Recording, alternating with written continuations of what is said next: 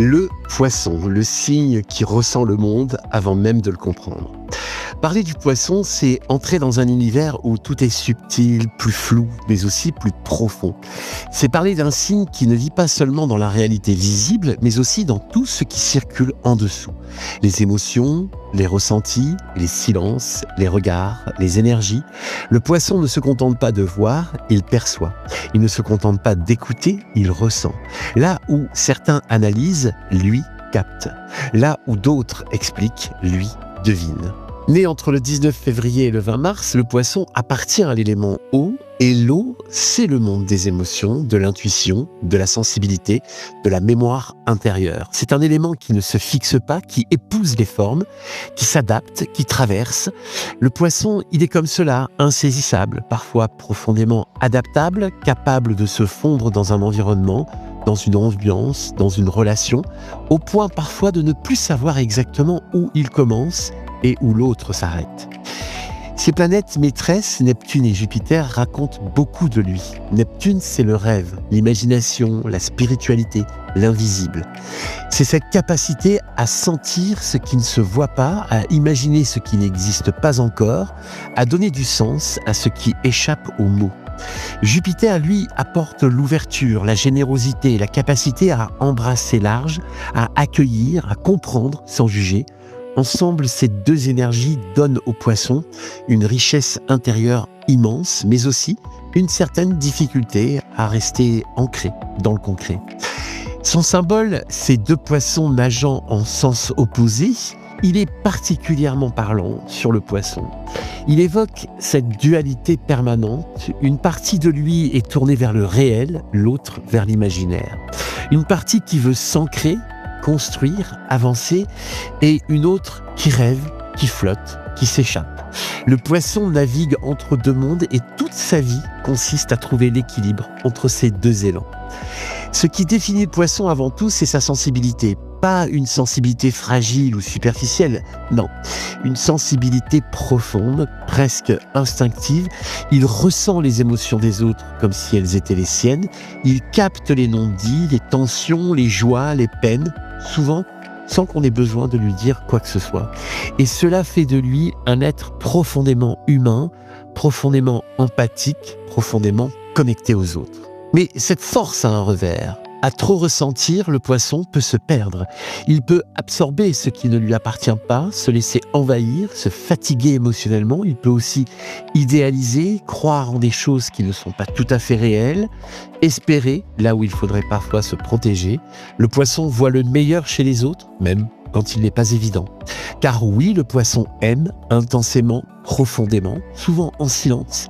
Il n'est pas toujours démonstratif dans la forme, mais il est immense dans le fond. Il peut donner sans compter, écouter sans juger, soutenir sans attendre en retour. Il a ce besoin presque instinctif d'aider, de réparer, de consoler. Il voudrait que tout le monde aille bien, que tout le monde soit apaisé, et parfois il oublie qu'il fait lui aussi partie de ce tout le monde. En amitié, le poisson est un refuge. Avec lui, on peut être soi, sans masque, sans filtre. Il comprend sans qu'on explique. Il accueille sans qu'on se justifie.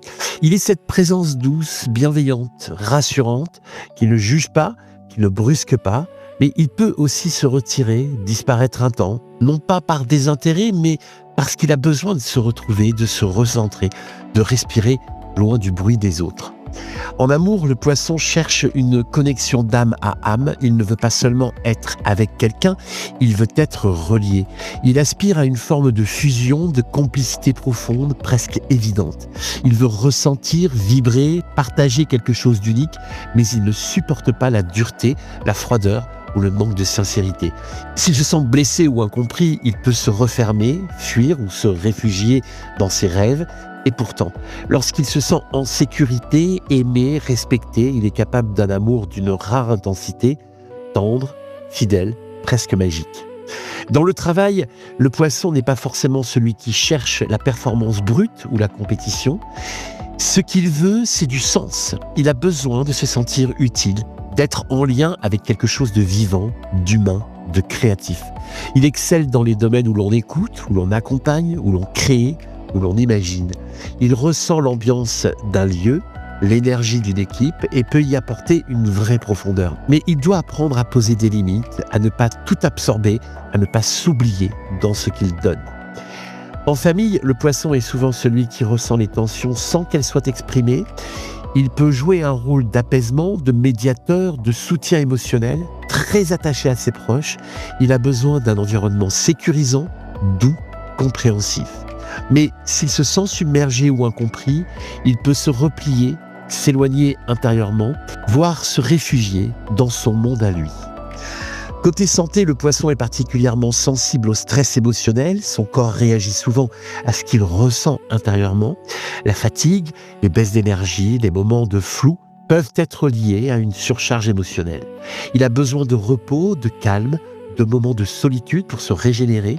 L'eau, la musique, l'art, la méditation ou simplement le silence ou un bon livre sont souvent ses meilleurs alliés pour retrouver son équilibre.